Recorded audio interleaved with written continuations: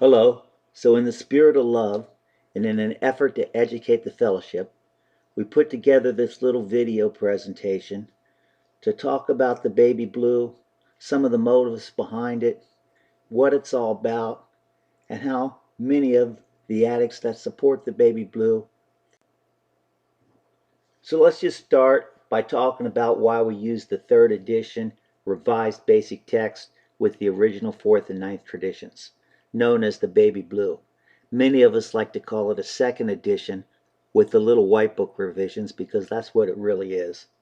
Anyway, at the World Service Conference in 1985, a motion was made by the WSC Literature Chair that the WSO be instructed to have a basic text professionally edited to ensure consistent and correct use of capitalization, verb tenses, gender, singular, plural endings, and other grammatical errors, and that edited text be returned to the Literature Review Committee for acceptance and approval prior to printing and distribution.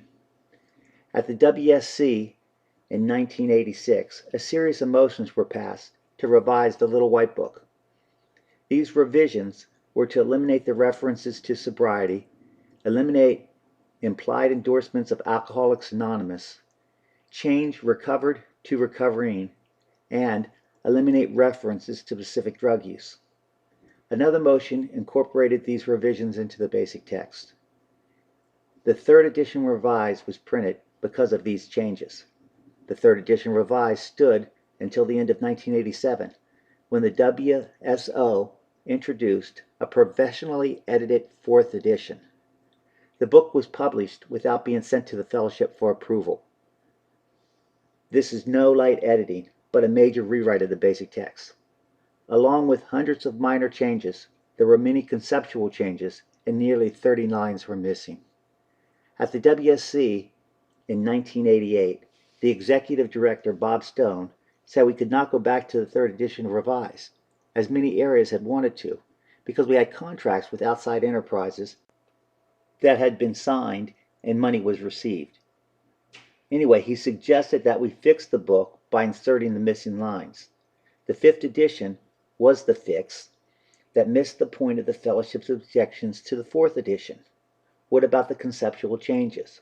The fourth and fifth edition were professionally edited and never submitted to the fellowship for the group conscience approval process.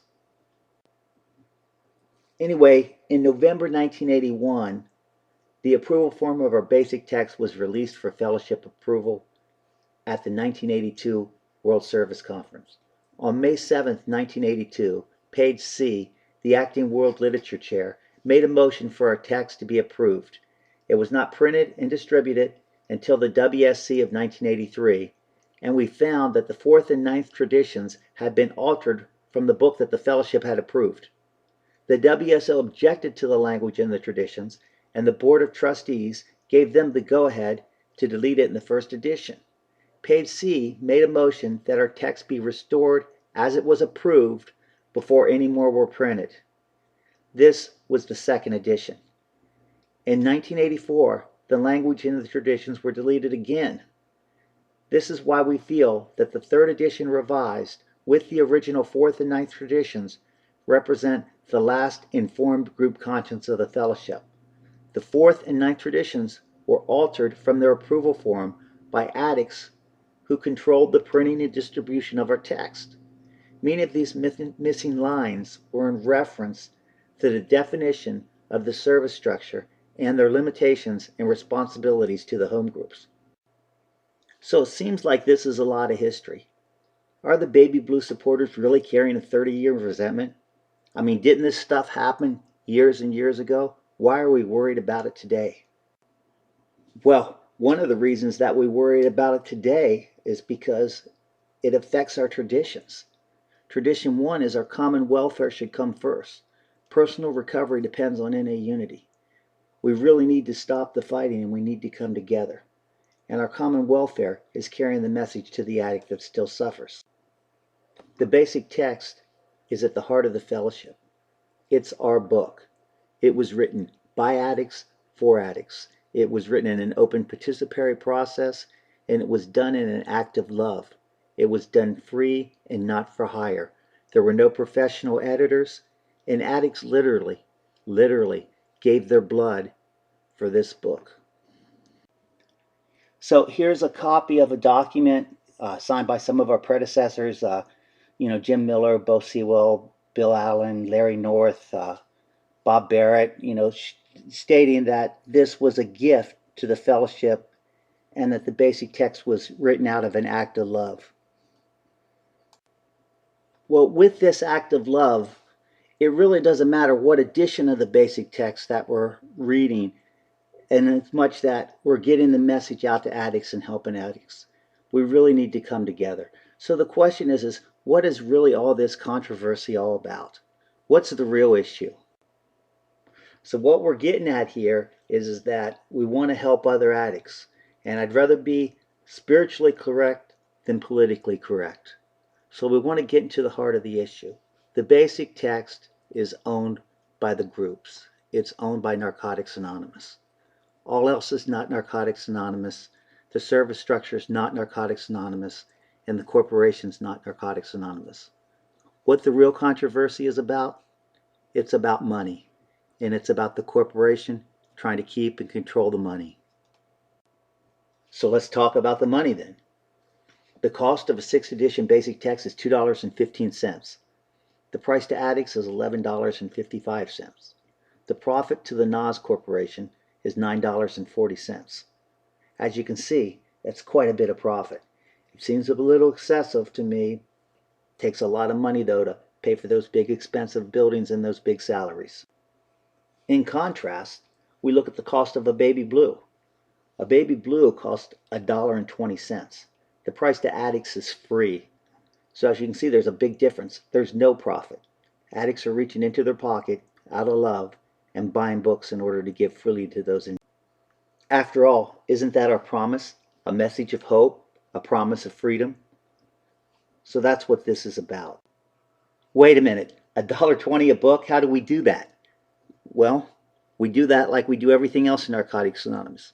We do it together. By groups gathering together all over the world in order to get these books, we can get them at $120 per 100. Now that includes shipping and taxes. So literally, it's $1.20 a book. And addicts are buying these all over the world and give them to addicts in need out of love. The reason the prices are so low is because there's addicts all over the world doing this. This is really a we thing. This is an act of home groups throughout the world. So it's pretty apparent what the real issue is now. The real issue is that the corporation isn't making the money off of the books that they need to make in order to pay those salaries and those high expenses. So what is the corporation doing in order to protect their financial interest? They're claiming to be Narcotics Anonymous. And not only that, they're spreading out many rumors and many lies. Here's some facts. Here's just a few examples of some of those claims. The corporation claims that in 1984, the fellowship voted to remove the language from traditions 4 and 9 that had just been put back in the year previous at the fellowship's demand. The fact is, the Board of Trustees called an emergency vote because a group from Nebraska questioned the decision. The letter from Nebraska was not a motion, and the emergency vote was out of line from the procedure and the traditions. Many of the RSRs did not want to vote without the groups deciding on what they should do. As you can see, all this information is documented, and you can look it up in the following links and in the following minutes. So here's another one of those claims. The corporation claims that Grateful Dave and others made unauthorized changes to the basic text. But the fact is, the home groups responsible did not change the basic text. They restored it to the last version that the groups approved. The only exception to this is that they put in the little white book revisions, which were also approved by the groups. So the little baby blue is in essence the book that the groups approved through group conscience. So here's another one. The corporation says that the fellowship approved the 5th edition after edits to the 4th edition had went too far. Well, neither the 4th edition or the 5th edition went back to the fellowship for approval. After the fellowship's outrage at the deep edits and missing lines from the 4th edition, it was decided on the floor of the WSC by the RSRs and other voting members that they would simply reinsert the missing lines. This ignored the deep edit and still did not send the book back to the groups for review. Page 20 of the 1988 WSC minutes shows these motions and shows the votes to suspend the rules and to simply reinsert the missing lines. So bottom line is that this never went back to the groups. After that, a 5-year moratorium prevented the groups from having their voices heard at the WSC. So they set a 5-year moratorium on keeping those books from being made. Now, this is when the baby blue came out, and the groups decided to follow their group conscience and do as they felt that they had originally voted on in the group conscience and that was approved by the groups. These 2nd edition books with the little white book revisions were originally pink, but later they moved to the color blue, and that's where they are today. Another one of these claims was that the 1991 court case established the WSO as the sole publisher of NA literature and forbade the publication of the Baby Blue and resulted in the fellowship affirming this. But the fact is, the order was actually an agreement between Dave and the WSO Inc. It was not binding by any home group or any home group member or any addict other than Dave. The WSO sued Dave and not any home groups. The WSO agreed to several things during this court case which they failed to do. They also misrepresented themselves at the WSC in 1982, and sadly, Dave passed away before anything could be heard in court. This motion is not available, but the WSO does have knowledge of it, that it did happen. We'll just leave it at this. The corporation claims they just don't want to sue the Baby Blue supporters. But the fact is, they cannot sue the Baby Blue supporters because Baby Blue production is neither illegal or illicit. The basic text is not and never has been owned by NAS. The corporation cannot sue because the books are owned by the groups, not by the corporation. So instead, they have chosen to incite groups to go against groups. Home groups not involved in the case have continued to produce Baby Blues since the 80s. It's documented and it's in the 1991 WSC minutes. So the corporation, they can go to the regions or the areas or whatever and ask groups to be removed from the schedules. They can pit addicts against addicts, but they can't stop us from freely giving literature to addicts in need. Group autonomy gives each group the right to accept or reject any decision made in its behalf, even if the decision is otherwise supported or rejected by the vast majority of NA groups. This is what our traditions are all about. This is what autonomy is all about. So, are the Baby Blue supporters trying to overthrow or defund NAS? Absolutely not. However, let's just take a look at this book, this basic text that was signed by our founder, Jimmy Kinnon, when writing to Dennis. If you can't join them, fight them. We cannot submit to injustice of any kind. To be clean, to be free, to choose the right. We do the right thing for the right reasons. We are in the right direction. Love, Jimmy Kinnon.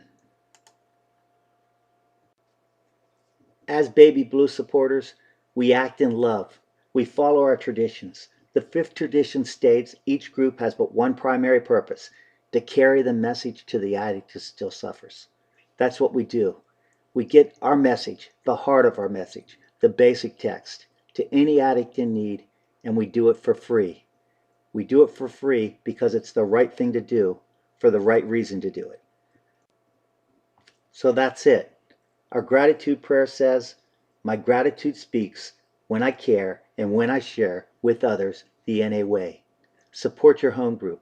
Carry a message of love. Get literature freely into the hands of addicts in need. Addicts are dying and they need our help. We need to reach out. These addicts, they need our love and they need our literature. So give freely. Once again, this message is made, this whole video is made in the spirit of unity and love. We need to work together, come together, and get the literature out to addicts in need as much as possible.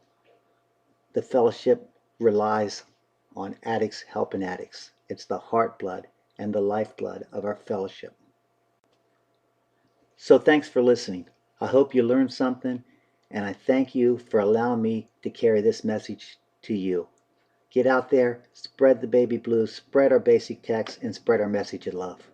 Nothing can be to another. It doesn't take any sacrifice. Oh, father and mother, sister and brother, if it feels nice, don't think twice. Just shower the people you love with love. Show them the way that you feel. Things are gonna work out fine if you only will.